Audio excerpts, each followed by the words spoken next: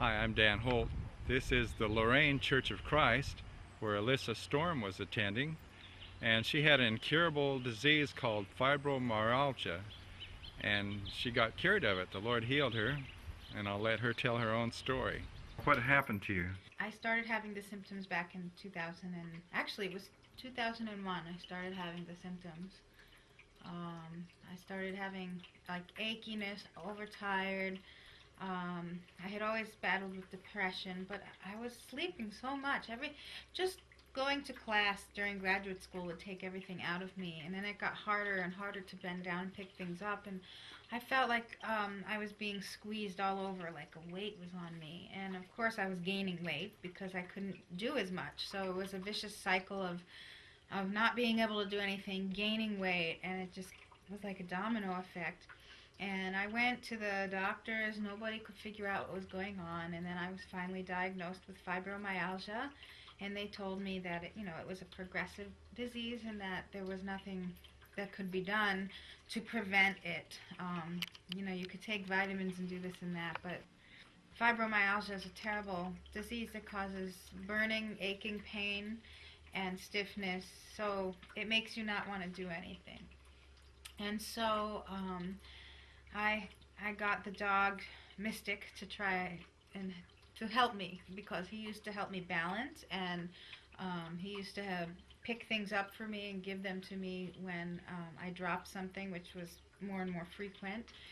God opened up an opportunity for me to live on this farm, and the rent was to pay to feed 22 horses and to clean 7 stalls. And of course I was not physically up for this job, so it was the worst 4 months of my life, but it was also a time when God got close to me, and I learned his word a lot, and got acquainted with Lorraine Christian Church and Pastor Shane Mattingly's congregation, and they were a lifeline to me.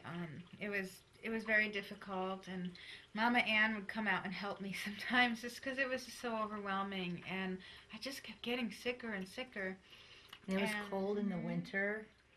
Mm-hmm. It was difficult to, push those full wheelbarrows full of goodies up and down the path, and it was very hard work, and I just saw Alyssa suffering, just trying to get everything done, and the place where she lived wasn't that warm, and it had stone floors, and it was hard to get a fire going, and there wasn't much of a kitchen to speak of, and it was just really difficult.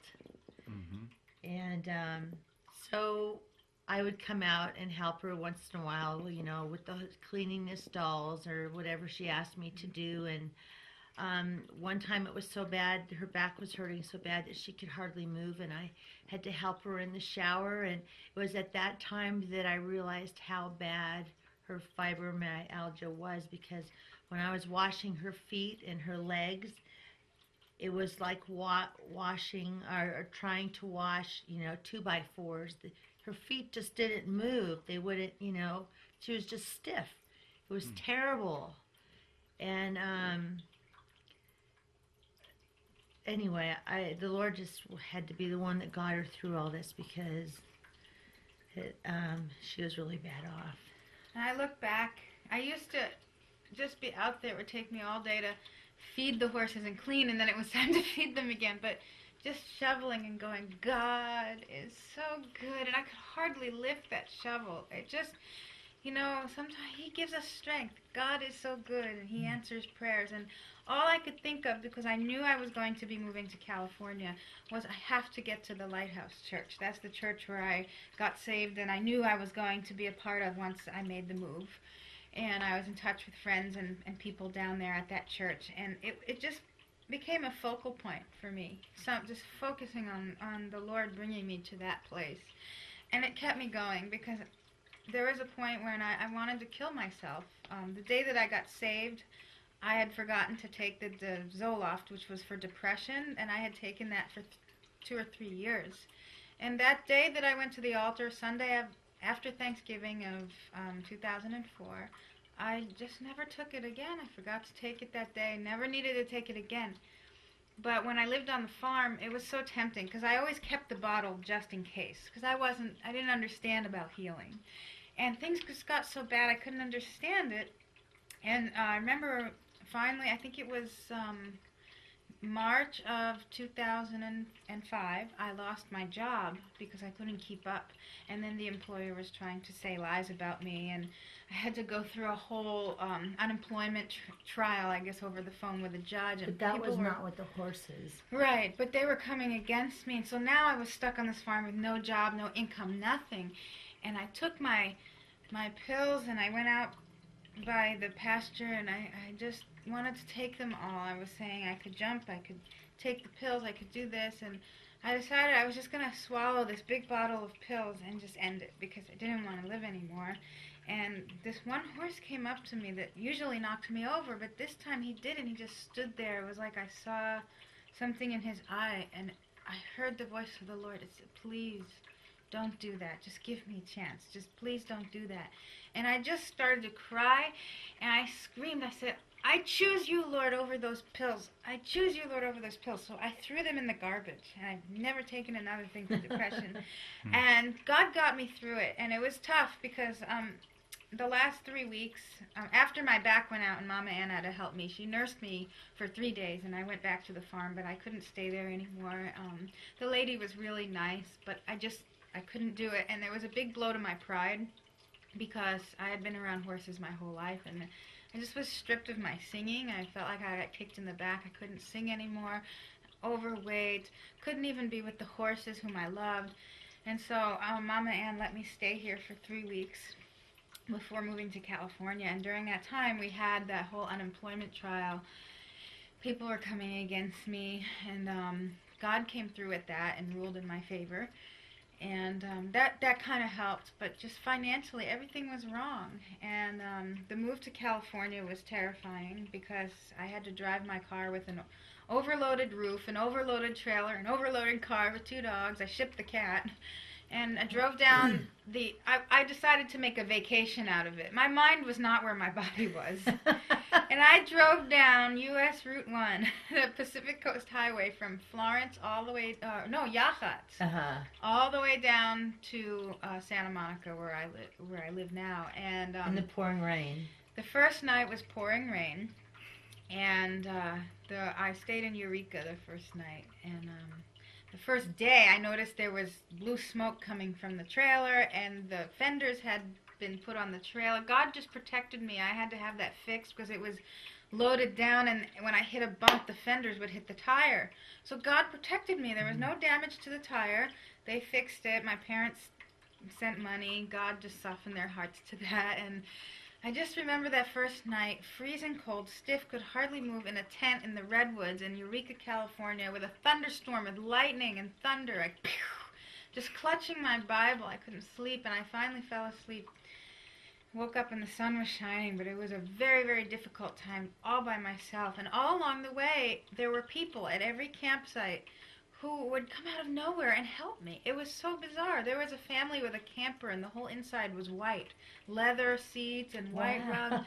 And they saw me with the dogs in the tent and just struggling, and they said, why don't you just come eat with us? They didn't know me. I swear they were sent by the Lord. And they gave me food, and I shared some of my food with them, and it felt really good. You know, they happened to have known the Lord. So the whole way there, he just protected me. But once I got there, everything just collapsed, my whole system. I had been in a study up here in Eugene for fibromyalgia, and they had to take me off the experimental medication because the doctor said there was nothing more they could do. I had already lost feeling from here up and in my feet. So once I got to California, of course, you know, coming off this medicine cold turkey from that study was a very bad thing. And so my body just went into, I guess, withdrawal or shock. So I go to church that night, and I just stood at the altar. I was just in so much pain. I had like a migraine headache that started in my neck. It was so painful, and it came up the back of my head, and it felt like something was grabbing me right here by my eye sockets, just like this. And it was just, I could feel my pulse, and my back, like compression, and my, just everything. I was holding the dog, and I was numb, and pins and needles, just fire and pain and heavy. And I just put my hands like this, and I was at the altar crying. I don't even remember the sermon, but just crying. And I said, Lord, I cannot live like this anymore. I can't take it anymore. Please, just take me out of this world. I can't do it. I give it to you. Just please have mercy on me, please. And so afterwards, I just sat on the edge of the altar and I was just crying. I just couldn't take it anymore. And so Chris Neos, who was the guest pastor, he came and he asked me the history. So I told him. And he says, well, come back tomorrow and we'll pray for you again. We'll specifically lay hands on you and pray. I said, okay. So that night, I'm in the shower, and I heard, no, I'm sorry. So that was the second night. Let me go back. So I go home, and I come back the next day to prayer in the morning, and then to the service in the evening. And I went to the altar again, and Chris said, I have to fast and pray. I know that we were going to pray for you tonight, but I need you to come back the third day because I'm going to fast and I'm not going to eat anything for a day. And tomorrow I'm going to lay hands on you and pray. And I'm thinking, this guy just wants me to come back to his service. But I said, okay. Yeah, I figured, why not? Everything else hasn't worked. I might as well try this. So I go home that night. I'm in the shower. And I don't know if it was a vision or what, but I heard his voice, and I just had this vision of his hand going over my spine, the Lord. And he's saying, be clean, be clean, be clean, be clean. And his hand was going like this over my spine. Be clean, be clean, be clean. And I just thought, oh, too much church. So I go in my room, and I crawl into bed, and I turn the light out, and I put my glasses here, and I'm just laying there. Just the pain, I can't describe it to you, just never went away. I used to think, what would it be like just for one day to be normal, just to not have the pain anymore. I couldn't even remember what it was like. And I'm laying there, and I saw like these little sparkles in the air, like little, I don't know, like little sparkles. Yeah, twinkle, and I thought, when you turn the light out, your eyes kind of have to adjust. So I thought that's what it was, but usually it dies down and then you're used to the dark and you can kind of see around. But it was more, these sparkles, and they started forming a cluster. And I put my glasses on, and it was like forming this perfectly round ball. It was all different shades of blue, like electromagnetic energy. And it started getting bigger and bigger and bigger, like an Aurora Borealis inside, like if you've ever seen the Northern Lights. Electromagnetic. And it was perfectly round, and it was this big when it stopped getting any bigger. I was terrified. But at the same time, I couldn't stop looking at this thing of light. I don't know how to, this round blue ball of electric. I don't know how to describe it. And then I heard the voice, and for all of you out there who think to try to feminize God, he's man. He's male entity, because it was a very deep voice, and he says, Alyssa, like that, Alyssa. I'm thinking, I need to go back on those crazy pills. I'm hearing things are calling my name now. I'm seeing something right there, but I was so frozen with fear, but I couldn't stop looking at it. And it said, Alyssa, and I finally got my attention. I'm looking like this. It says, you're not going to suffer anymore. So I'm thinking, I'm going crazy. I turned my head this way. I just need to go to sleep. And it said, you're not going to suffer anymore. So then I'm thinking, oh, Satan, just leave me alone. Go away from me. You won. You've had it. You've won. Just go pick on somebody else. Leave me alone and let me die. And it kind of chuckled, and it said, you're not listening to me. You're not going to suffer anymore. And I said, get thee behind me in the name of Jesus. Be gone, Just leave me alone. I just want to die. And it just kept saying, you're not listening to me. You're not going to suffer anymore. Back and forth I went, I don't know how long, and then it clicked in my mind, something, I don't know how God does this, but I just realized that it was him. And I realized, why would Satan say I'm not going to suffer? And there's also a scripture that says that the Lord is the same yesterday, today, and forever. He never changed his voice. It was very patient with me. He never changed his voice. It was the same tone. No matter how much I yelled and screamed and cursed at it, it just stayed the same, telling me you're not going to suffer anymore. So I thought that has to be God, because Satan would be doing different things and trying to More confusion. yeah, confuse me. But I just knew right then it was God. I said, okay, so you mean to tell me that I'm not going to have this migraine and this compression in my spine anymore? I'm not going to have this numbness. I'm not going to have this heaviness, this pain. You mean to tell me that I'm never going to feel this way ever again? And he says, this is over. It's done. It's finished. And it just went, washed over me, and then it was gone, and my room was normal. And I just said, huh, and my head went to this way, and I was asleep. The next thing I know, I opened my eyes, and it's morning, light outside, and I had not slept through the night in years. Years. I used to wake up every hour in recent times with the pain. I slept through that night, and I felt like I had water in my elbows and my fingers, in all of my appendages, my knees, my ankles, but my torso was still very stiff, and I had like still the stiff neck and the headache. But I didn't say a word to anybody because I thought they're never going to believe me. They'll think I'm crazy. But I couldn't deny that I felt like water, like ball bearings were put in here. So I just quietly, I come back to the church that night, and Chris called me to the front, and there's 300 people in the church, and he says, anyone, just put your hands forward. He called the elders and the other pastors up, and they put their hands on me, and he put his hands on the top of my head and started to pray, and he went into the spirit, he just flowed. And I felt these hot tingles coming this way into my head, all through my body. And I'm thinking in my mind, I'm trying to logisticize the whole thing. Oh, I saw this on the 700 Club. Somebody said they felt this when they got healed. And I just want to feel this. But I couldn't deny that I was feeling it, so I just kind of let it happen. And then he stopped praying, and the tingles stopped. And he asked me how I felt, and I said, well, I feel like I have water in my joints. He goes, good, praise God, just be in faith now. I didn't say a word about what I saw in the previous night. So I went up to Pastor Rob, who was my pastor, and I said, if I get healed, how will my family know that I'm healed? And he looked at me, he says, you won't have to take that dog everywhere with you. And I looked down, and I realized that I hadn't held the balance loop in 3 days. I was just walking around with this dog. So I went to bed that night, and again, I slept through the night. And I didn't believe that I was going to be healed. I just couldn't explain why I was feeling loose. But I put my a CD that Pastor Shane had given me. It was the gospel with Max McLean, I think, is the narrator. They has little music in the background. And it was the story about the woman who was bleeding for 12 years. And it just stuck out. It says, woman, your faith has made you whole. Go in peace. And I fell asleep.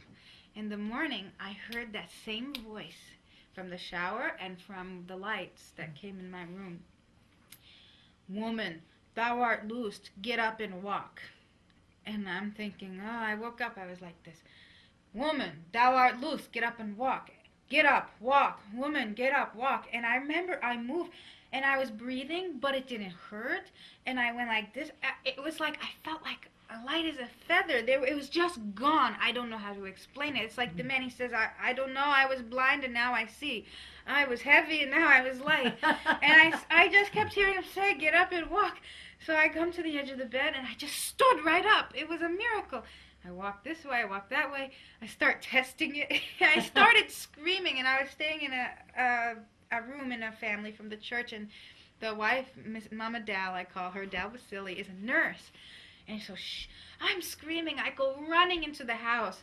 Mom, Dal, John, did they come out? She's thinking I'm hurt. She sees me jumping like this, and she says, oh, praise God. And she has tears coming down. I said, Mama, Dal, squeeze me. And she knew, because a nurse, and there was nothing wrong. I mean, she was squeezing me, this and that. That day, I climbed a hill by their house. I rode my bike all over Culver City. And then I was stretching, and I saw my skin just get smooth on my legs. It was like cottage cheese because everything was atrophied. And I just saw, like, right in front of my eyes. And I went to the church the next day and testified, and all the people that prayed for me were like clapping, you know, because I said, look what I can do because of Jesus. And it's been a year and a half now, and I'm fine. I went to the doctor because the only way to go is I didn't have enough money to go. And I pricked myself at work, so they had to send me to the doctor, and because I work for a dental office, and if you break the skin, you have to go and get blood tests and check up, and then they put you on these pills, and you have to come back a month or two later. So when they checked my blood the first time, it was fine. They checked me physically. They said I was fine. Then I went back a month later. They checked my blood again. I was fine. And they checked, you know, I just asked them if they could do a full physical and stuff. And they found absolutely nothing wrong with me. I could have babies, apparently. And just really excited. He used that little mishap at work to show me that he is real. His healing is real. The dog? Yeah. He had like a suitcase handle on him? It had a leather handle. That was more to help me balance when I was walking, going up and down stairs and things. But what he did was a brace command where I would say brace and he would lock his legs, and I would press on his withers, which is right between the shoulders here, and he would be a support for me to get up. And if I was totally on the floor, I would kind of do a hug, and he would pull this way, and then I would say brace, and he would help me up. He would pull me. I saw it many times. I was up to 220 pounds, and he would pull me clear up off the floor. That dog weighs 55 pounds, but he would pull me at 220 pounds off the floor. When I worked on the farm, I would fall in the mud. He used to ride on the back of the quad, the little ATV, so the dog would come with me because I'd fall in the mud, and he would pick me up, you know, and, you know, God is so good. He just provides every need, and he not only freed me, he freed the dog. I mean, the dog is free now. He doesn't have to do that anymore. Basically, after I got healed, I was just disgusted with myself, and I prayed. I said, it says in your word that you live in us. And if you're living in me, I'm ashamed of this. Please help me because I can't stop eating. I can't control myself. Staple my stomach in half. Do something, Lord. I need you. And after I prayed that, I couldn't eat for 3 days. He told me to fast. I fasted for 3 days. Then I heard him say white rice. So I broke the fast with just a little white rice. And then I would take the normal portions I always took, but I could only eat half. So I stopped taking so much. And then he worked in me, what do I love more, the seconds or the dessert or him? If food was an idol. It became an idol, and to this day I struggle with it, but I didn't even realize how much weight came off. I was weighing myself, but it was just falling off. I've kind of plateaued now at the 178. This is about tithing, and when I first started going to church, I wasn't very keen on that whole 10% thing, but I started doing it just to see, because I met with one of the associate pastors is also a financial person, and my finances were a wreck. I had been through a bankruptcy, and I just needed help. And he said, well, are you tithing? I said, not really. He goes, well, I challenge you. Just start tithing. You know, $100, you just give 10. You know, $1, you give 10 cents. 10 cents on the dollar. $1 on the... Oh, yeah, 10 cents. Yeah, 10 cents on the dollar. I said, okay. So I started to do it, and I got a raise. I got a second job teaching. I got students, and God is providing over and over again. And one particular time, my tithe was $47.69 or something like that, and I just didn't have it. I said I could tithe or I could pay this bill. So I decided to take the risk, so I tithed the money. And I went into work that morning, or the next morning, and my boss pulled me aside, and he's kind of, well, I don't want to say he's stingy, but he wasn't one that gave money away, let's put it that way. He liked to save his money, and and so what happened was he pulls me aside and he gives me a card. It was right before Christmas, and I had gotten presents for everybody on my list except for one of my uncles, and I really wanted to get him a present. And so my boss pulls me aside and gives me a card, and he says, thanks for all the hard work, but don't tell the other girls because this is for you. And I really appreciate everything you've done. And I'm thinking, I'm the lowest on the totem pole. Why wouldn't he give something to the other girls? And I opened it up, and it was the same amount as the tithe. like to Wow. the penny, which was the same amount of money I needed to get my uncle that gift that I wanted to get him. So God is so faithful to do that. When I first started my job, I was making $10 an hour, which in LA I should have known better, but I was used to the salaries in Illinois and up here. And oh gosh, every 2 weeks I would get paid, and it was just, those 3 days before I got paid were just living hell financially. And I was out of gas. My light was on. It was on empty, and the little light was flickering and got solid. And every day, those 3 days, I'm going, Lord, please make the oil in my car like a menorah. Let it last, please, until I get paid so I can put some gas in there. So I would drive to Culver City from Santa Monica, back and forth, and my car kept running. How far is that? It's probably about between 6 and 10 miles. I don't know exactly. Okay. And so on the third day of praying that the car wouldn't just die on me, I went to morning prayer, and there's a lady there who doesn't have much, and she's taking care of her 100-year-old mother. And she comes up to me and said, with a $20 bill, and she says, I was praying and God told me to give this to you, don't pay me back. And she walks away. And I was just like, she refused to let me pay her back, but I could put gas in the car. And it was just so strange like that. The second time. Was it a strange church just on your travels? No, this was in my church. But this woman has hardly anything. And she gave me that $20. It means a lot to her. And God told her to do it. And she didn't know that I didn't have any gas in the car. And the second time, it was the night of my concert. Same thing, 3 days, or within the week of getting paid. And my car just kind of went into the church parking lot. And I thought, my uncles who are well-to-do, they're coming, and I don't want to ask for money for them because that's not a good testimony. And so I said, Lord, please don't make me ask for money from them because that's not a good testimony. Well, that night, the people who attended the concert left $250 in donations. And I was able to get gas. So he's always provided. I have story after story, just little things. Little things, big, but they're big. I encourage anyone out there, just keep praying, because I knew the Lord for 2 years before he healed me, and so I don't know why. I don't know why he doesn't heal some and heals others, but I know he is willing.